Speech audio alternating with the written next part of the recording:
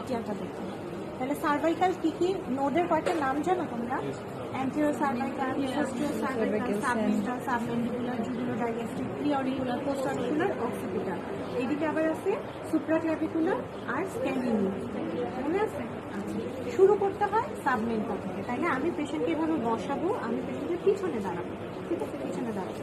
পিছনে দাঁড়ায় হেডটা হালকা টিল্ট থাকে, অল্প, একদম এরকম করে ফেলবে না, আবার এরকম এক্সটেন্ডও থাকবে, হালকা ফ্লেক্স, খুব একটা বেশি না। কিন্তু দেখো কতটুকু আমি করলাম, এটুকু, একটু রিল্যাক্স থাকবে। শুরু করব, দেখো আমার এই টিপগুলা দিয়ে, ফিঙ্গার টিপগুলা দিয়ে আমি ফিল করব এবং একটা সার্কুলার মোশনে আঁকাবো। এভাবে চেপে চেপে যাবো না, চেপে চেপে যাবো না, কারণ আমার তো এটা একটা সোয়েলিং কিনা বুঝতে হবে। আমি এইভাবে এইভাবে এইভাবে এইভাবে এইভাবে এইভাবে, তাইলে আমি সোয়েলিংটা বুঝতে পারবো, গোল গোল নজুলার সোয়েলিং কিনা।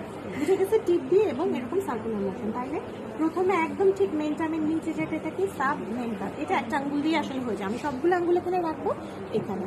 তারপর এখানে এই যে আমার ম্যান্ডিবলের এই নিচ বরাবর, এটা হবে কি সাব ম্যান্ডিবুলার। তারপরে এইখানে অ্যাঙ্গেল অফ দ্য ম্যান্ডিবলের নিচে জুগুলো ডাইগ্যাস্ট্রিক। ঠিক আছে, তারপরে চলে আসবো অ্যান্টেরিয়র সার্ভাইকাল চেইনে। অ্যান্টেরিয়র সার্ভাইকাল চেইনে যাইতে হলে কি করতে হবে? একটা একটা করে দেখবো। আমরা এতক্ষণ 2 হাত দিয়ে দেখছি, এইটা একটা একটা। কেন জানো? এখানেই তো ক্যারোটিড আর্টারি থাকে। আমি যদি দুইটাকে একদম চেপে দিই, মনে হতে পারে সিনকোপ হয়ে যেতে পারে না, মানে মোড়ে তো সাথে সাথে যাবে না, হয়তো অজ্ঞান হয়ে যাবে, ব্লাড সার্কুলেশন কম যাবে।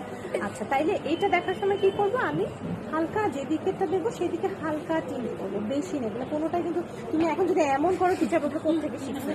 খুব হালকা, লাইট হালকা এরকম করে।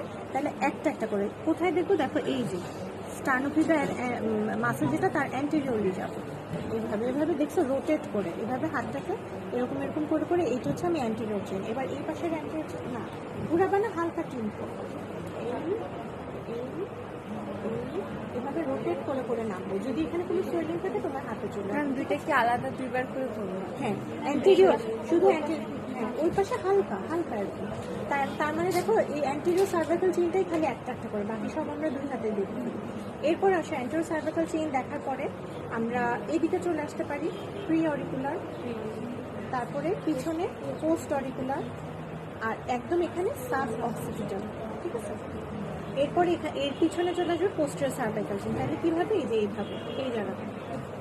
ঠিক আছে, এটা কিন্তু একদম সাইডও না, একদম পিছনেও না, এখানে কোথায়? তাইলে এই পাশ থেকে এসে দেখতে হবে, এখানে এই যে পোস্টেরিয়র সার্ভাইকাল চেইন।